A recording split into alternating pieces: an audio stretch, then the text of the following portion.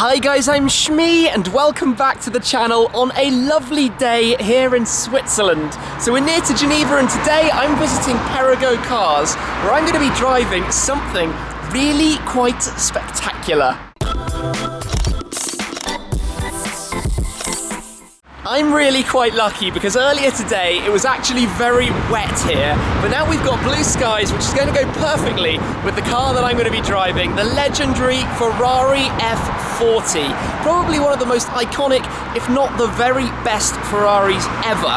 And it's a big thanks that goes to Perego Cars, who have invited me to come back today to enjoy this experience and share it with you. Now, the last time I was here, I drove their Lamborghini Miura S, which to me was the perfect Lamborghini, my favourite of all time, one of the older ones but still one of the greatest. But let's head in, have a quick little look around the showroom where there are some very special cars like that F12 Tdf right there, then we'll head over to the F40.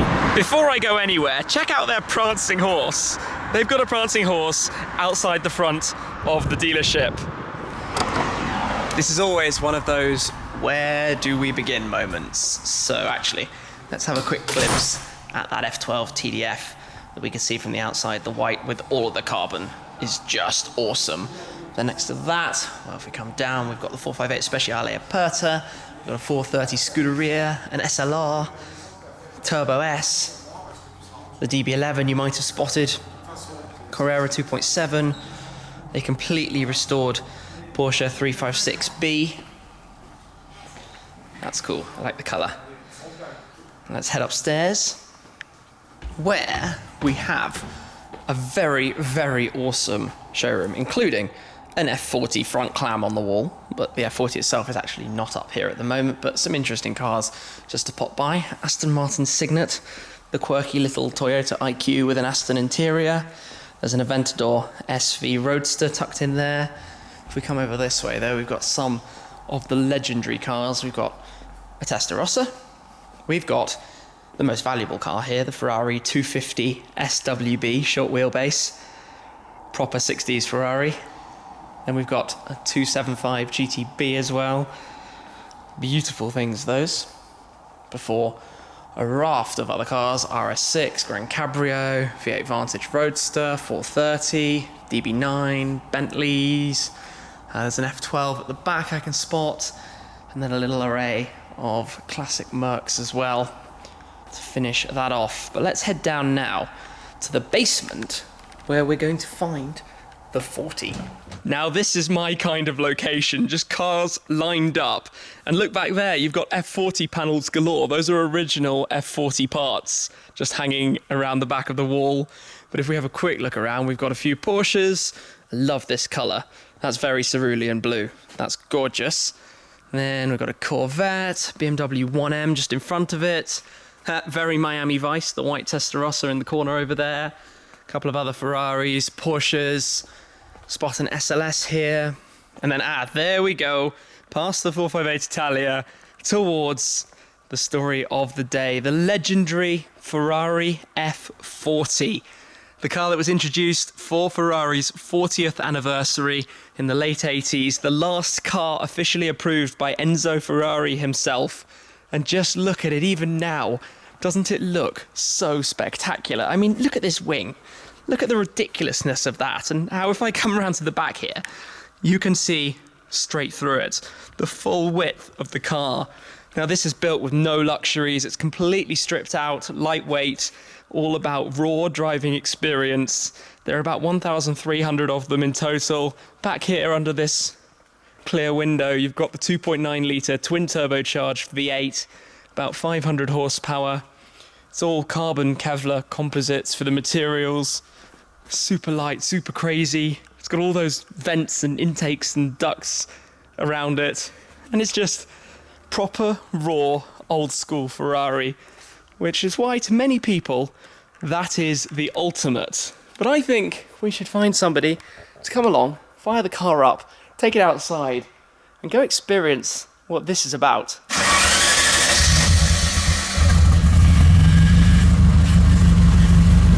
Here we go then, into the car lift, ready to come up outside and into the sunshine. Just look at this thing with its extra set of lights at the front. You've got the normal lights and then you've got those pop-up lights just behind as well. Just like that.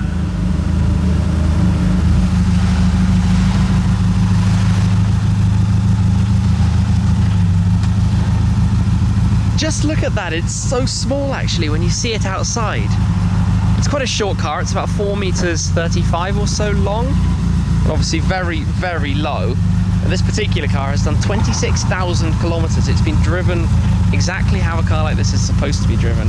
It is time to jump in, so I am going to climb in here, where I'll be joining Greg from Perego. How are you? Fine, thank you, Tim, and you? I'm very well, thank you.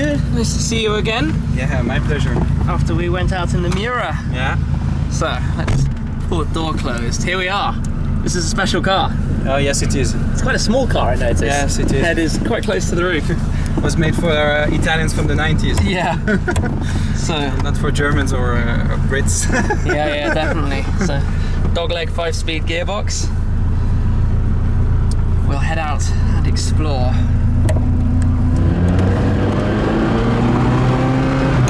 Now, to me being in the passenger seat, this feels very, very special when you get to drive it every now and then. Does it still have something really exciting to it? Yeah, always actually. It's a car you never really understand, so you always need to be very careful on how you drive it. Warming up and take it easy, put speed progressively. Always believe that the brakes will not break. Okay. So you never know, because it's quite fast for the 90. It's quite powerful, only 500 horsepower. And of course nowadays, compared to the supercars you drive, it's not that incredible. But back in the 90s, it was really the supercar of the 90s, I think. For sure, it's still, it's remarkably light, as you say, about 500 horsepower, and those turbos that everyone talks about, the way they come in. Exactly. But once they come, it's very direct, so you need to be very careful. And what's like your most special memory with this car, given you've been around it for 30 years, well, nearly 30 years? The F40 itself is about to have its 30th anniversary. Yeah, so I think the most special for me was well, the first time I drove it, I was quite young. I was maybe 7, 8 years old. 7 or 8 years? Yeah. 7 or 8 years old? Yeah. I would drive it around the garage. That's very cool. To work. And the first circuit track, so with my father and my brother, this was very special as well. We always really, it's really the family car in a way, because we grew up around this car with my brother, so I would sit at the back and the trunk on the engine with my brother when we were kids taking pictures, you know. So it's really, it always reminds me great, good memories, and as well respect of the car and the mechanic, because over the years we have knew and heard so many stories about people having accidents or even dying in this car. Yeah. So you should be always very focused. Yeah, respect it.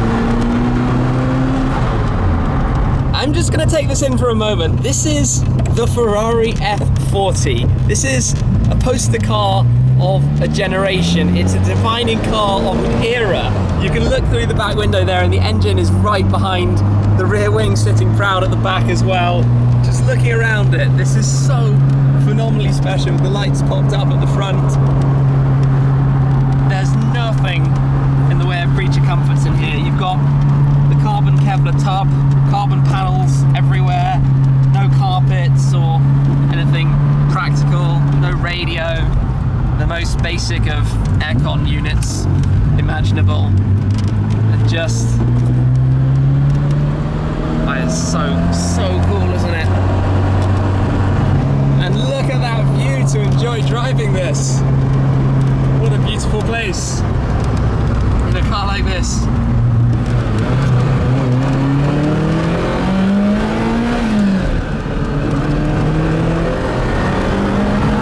We've pulled over for a moment with the most extraordinary of views. Just take a little look here over the vineyards across the entire lake, where down at that far end you have Geneva, and we can even see a bit of the spray from the fountain over there as well. But it's a lovely, lovely day after such a horrible start.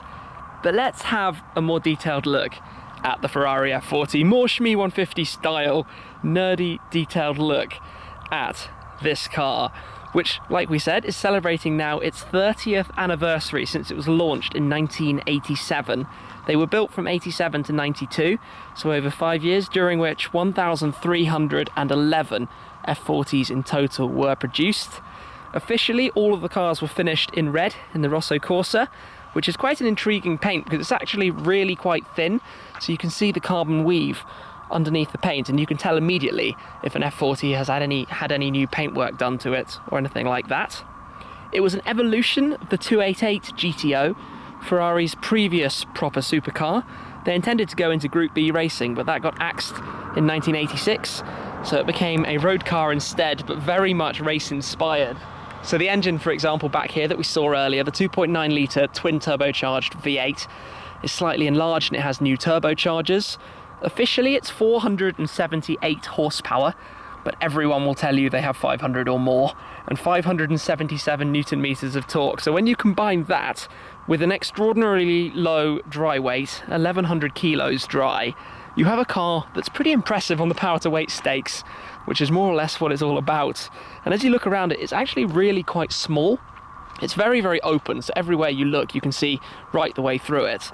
It's as if it's an open wheel racer that's just given a body over the top for legislation purposes and keeping drag coefficient down, because it was the first production road car that would do 200 miles per hour. So 300 kilometers an hour with ease. 0 to 100 kilometers an hour, 62 miles an hour, was officially 4.1 seconds. Of course, mid-engine rear-wheel drive, 5-speed manual, traction and the like, huge rear tyres. 0 to 200 kilometers an hour was about 11.9 seconds, which is rather slow compared to modern supercars, but back then, 30 odd years ago, that was quite spectacular. As we come in on the back here, just to talk a little bit more about how open it is, if you can see through, it's all hollowed out. You can see the way the exhaust system goes through. There's nothing that isn't needed. This rear window is Lexan, so although it looks plastic, it's actually Lexan, which means it's more heat resistant. The early cars had plexiglass side windows as well, with small sliding windows, so the first 50 or so had that. It's made out of a tubular steel chassis with carbon Kevlar panels, and all the bodywork is this carbon as well, which, if I can find an area to show you, you can see the slightly, I guess, uncomfortable finish of the paintwork, which is because of the weave that's underneath it. You can see that really quite well here, which is very, very nice. And if we come around to the front, this particular car has been used properly. Slightly stone chipped, but to me, that just says this car's had a good life. It's been round tracks, it's been all across Europe, it's done 26,000 kilometers, and it looks awesome. So let's have a glance at the interior then. Oh, actually the wheels first. The distinctive F40 wheel design, that 5-spoke with center locks with a pin in them, which just look cool, distinctly F40. So if you think about it, this whole clam opens forwards via those buckle clips on each side. And in the front, you've got a storage area for a spare tyre. The doors open with the button up there, super light, where you just see carbon, carbon, carbon, and more carbon. If I come a step in, you've even got a lift system here. Suspension you can control, the pop-up lights that go up with this. Well, there's not much to it, is there? It's very, very raw, stripped out, and for purpose, and not with luxuries. It's quite a small cockpit area. The serious bucket seats, carbon back seats. 30 odd years ago. This is really awesome, and this is one of the 5 Ferrari supercars, you could say, the proper hardcore supercars, the 288, the 40, the 50, the Enzo, and more recently the LaFerrari. Of course, not Ferrari's only cars. There's been the 250 GTO, 599 GTO, F12 Tdf, plenty of other very, very serious pieces of kit. But this one is just something truly awesome, isn't it? And it's pretty much everyone's poster car of a generation. Like I said, many people of my age are rather fanatical about the Ferrari F40 for good reason. And another fun thing, by the way, so you'll note on this side we have a petrol fuel cap. And if I come round to the other side, you will notice we have another petrol fuel cap. That is because the F40 actually has 2 fuel bags. They're interconnected. They do need replacing every 10 years because the way it has foam inside it to stop fluids or petrol sloshing around as you drive. But basically, you can fill it up from either side, which is quite unique. But let us jump in, take a seat in the driver's seat, wind up windows, no electronic windows, obviously. Nothing that would take up extra weight is in this car. For example, in here, there is no interior lighting. There are sun visors with a mirror, but makes you wonder why. The headliner does not leave much space, but you have that astonishing view backwards. You can see the roll cage of the tub of the chassis here. Just simple gauges in the center. And that view of the F40 dashboard. In a moment, we're going to set it off. It's going to be my opportunity to drive the F40. I will confess I've driven one before, but it was very slow and gentle around town. Here we're surrounded by some beautiful roads and some amazing scenery, and this absolute legend. So let's see what it's like. Okay then, in we step. Okay, nice and cozy. I love how there's nothing to pull the door by, because there's no handle or any grab handle or anything. Yeah, the funniest is people trying to go out of the car. They because they don't know where the handle is, they don't know to pull the string. Exactly. Okay, so tiny little pedal, slightly offset towards the middle. Yeah. Just get used to the feel. Very, very stiff clutch. It is, huh? That's very stiff. That's going to take some getting used to. But other than that, the view out with the cross brace across the engine, and a dogleg gearbox to have to get used to. Down for first. Okay, exactly. So should we head down the road?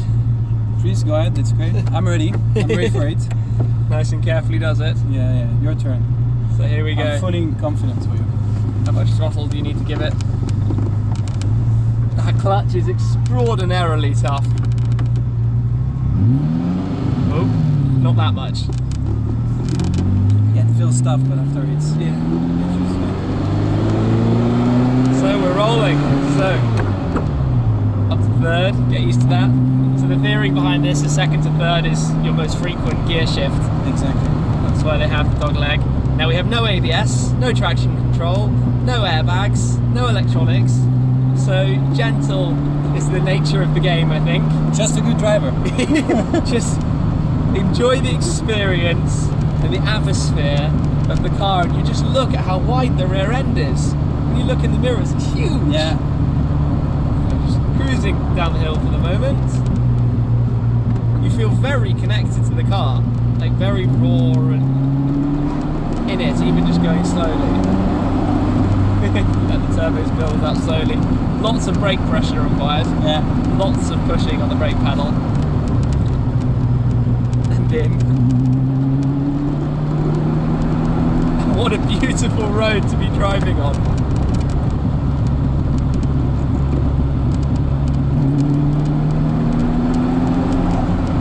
Ooh, the turbo noise is cool. Just getting a tiny little bit of it on lift off, the way you get it. Lucky with the weather especially, huh? Oh yeah. How do you feel the car? It just feels so connected in a way that you just don't get on modern cars, and we're just going slowly. I'm not even shifting gears at the moment. But just, Yeah, it's a bit fun. you feel everything. Yeah. The road here is beautifully smooth, but even still you feel everything back up through you.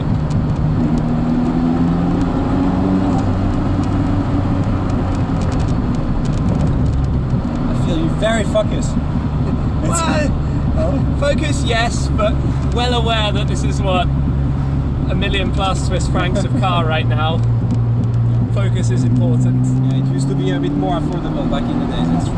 Yeah, well, I know in pounds they came out at about £160,000, and now you're the best part of £1 million as well. So exactly. 30 years, but 5 or 6 times the initial cost. Take it easy.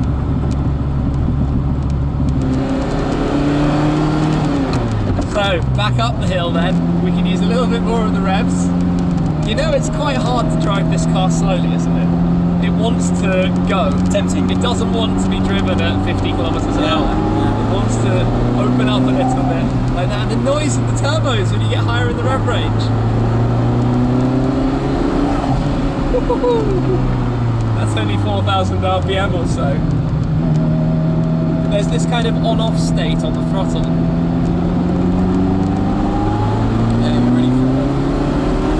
yeah. It's like you whistle a bit. Wow.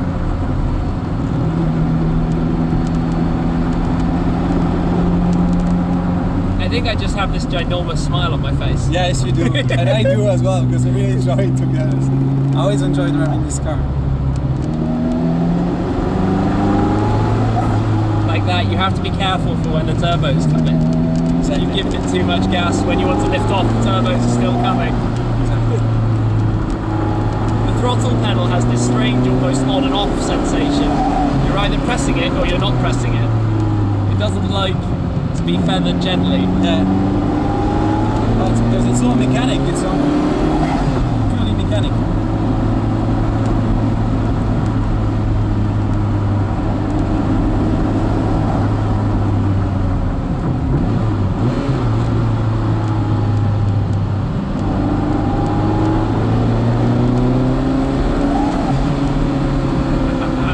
Drive down another time.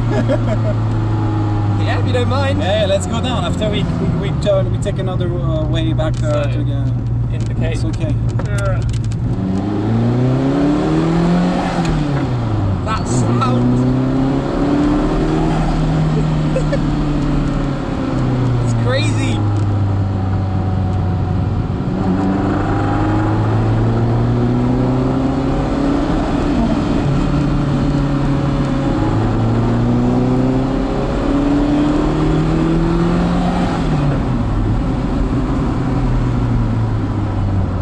What a sensation.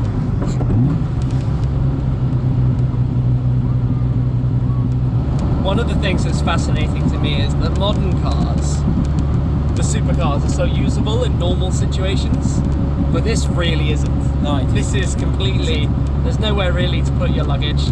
It's bumpy, it's very, very low, very low. It's not the most comfortable car in the world to be sat in. Definitely, and imagine back in the days they will go for what, 400, 500 for a weekend with this car, you know, and Yeah. we're fine. Like, We're spoiled now. Oh yeah, we're spoiled, definitely. I can tell you, you do 500 kilometers in this car, wow, you are so tired. I can imagine. The back is constantly having to work. Yeah. And your head as well, you're quite low, so you're being, you know, since you're touching nearly the roof, You're squishing your neck a bit. Exactly. Exactly. Yeah. There come the turbos. It just makes you giggly.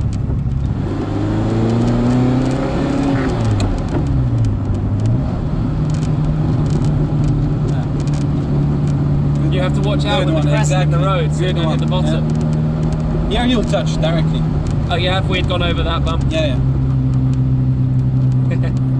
It's so low. But oddly, I didn't know before this that it has a lift system. I'd never seen it before. Not all of them. Okay, so it's an optional. It's an option, and it was not from before a certain age. Okay. But we always had them with lift, because they are better as well to sell, I think. Okay.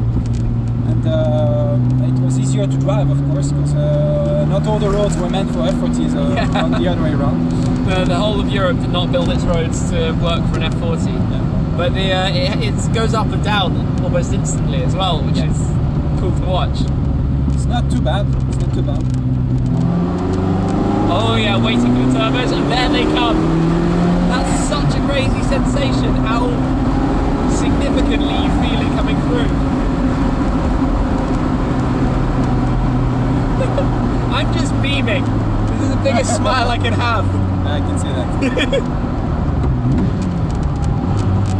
Wow. Well, you're handling it really well. Taking it carefully, looking after your baby. Yeah, you're taking it very carefully. It's cool. It's a pleasure. Thank you. The car itself is surprisingly small. It doesn't feel very wide, or I mean, I know it's not very long. No, it feels very compact, right? Yeah. But I guess that's because there's nothing they don't need. Yeah, there is nothing. They just put the minimum. Yeah. So it's as well like the way the car is built, right? It's assembled together.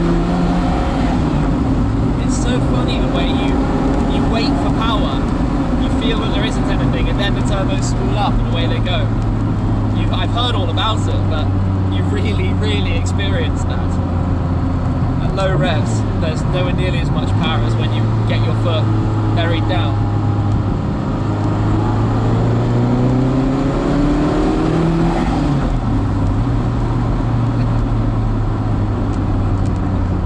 And the gearbox feels so nice, and the gated shifter, the true old school resistance. Yes. And when it's in, it feels so rewarding that you exactly it perfectly. You put it in, Yeah. really. Exactly. It's that old school engagement you have with a car that modern cars will never touch. Exactly. And the computers that make them faster take away some of that experience. Yeah, exactly. Oh, the noise of the wall here.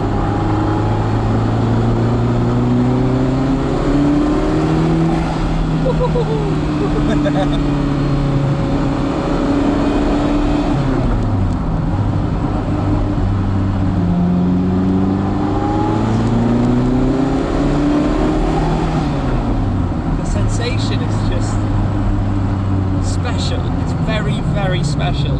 So, liked it? Yeah, a little bit. Yeah, A little cool. bit, you know? Yeah. There are better things, but Yeah. no, it's absolutely epic. This is an experience to drive this car. But you don't need to go very fast as well, right? No, It's not about the feel speed. so much, but even just going around the roundabout here, and every shift you feel how special it is, just because it's so manual. It's nice to see the feeling of someone like you who drives all those cars every day. Yeah. And then you take this simple car. But it's similar to driving the Miura, which of course was from a previous generation to this. But it's so much, you're so much more part of the car that you're driving than you are in a modern car. And there are things that come close, you know, my GT8 or the 911R, or these cars that are built to be a little bit more old school, but they're nothing like an actual, like this. Nothing, not even slightly close. Maybe, well, I don't think we will ever see this, but in fact the cars have become so easy to drive that sometimes my customers, they say, I'm fed up, I want to go back to old cars, harder to drive, you know, it sounds strange, you know. But you jump in a 720S or a Turbo S, you just jump in it and drive really, really fast without really concentrating. It's so easy. Yeah. Nothing can happen. Yeah. You can even go on a circuit track, the car will, if you do anything wrong, it will correct for you. It's difficult to go out of the track. Yeah, this is what it's properly all about. Yeah.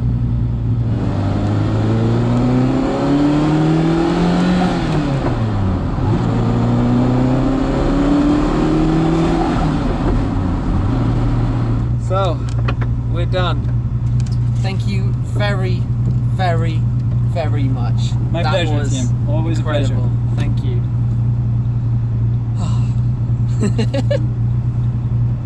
Well, there we have it. A proper drive in a Ferrari F40. If you can call it proper, you have to remember how valuable it is, how rare it is, and how special it is. But experiencing the turbos and what all of that talk is about, and I'm just going to point at the 993 just heading out there. Off it goes, past the Prancy horse. But the F40, my word.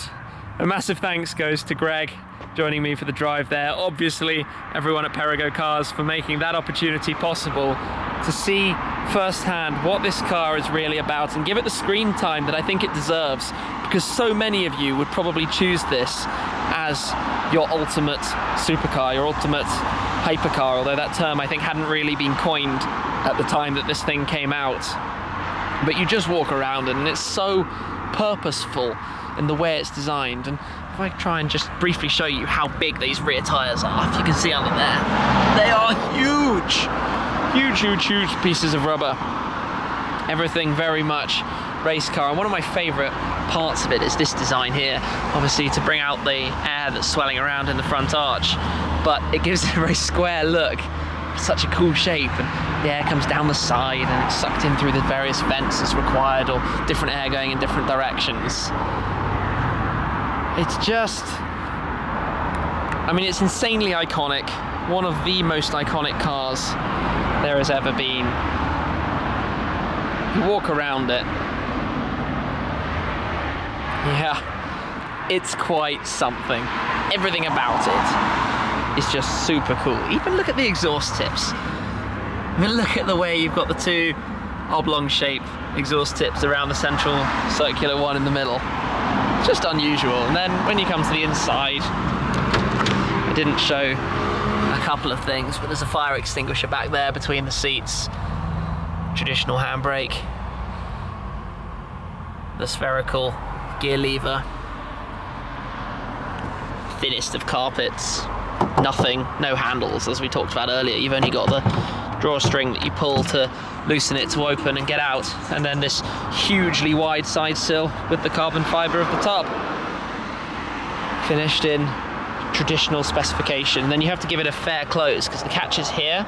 You have to push it from the outside. You always go for this bit and close it from here, but it never quite shuts because you need to latch it in. So you have to give it a firm press. But then it is shut. So there we have it. The legendary Ferrari F40. I've said legendary quite a lot in this video, but I think it's the word that best sums this car up.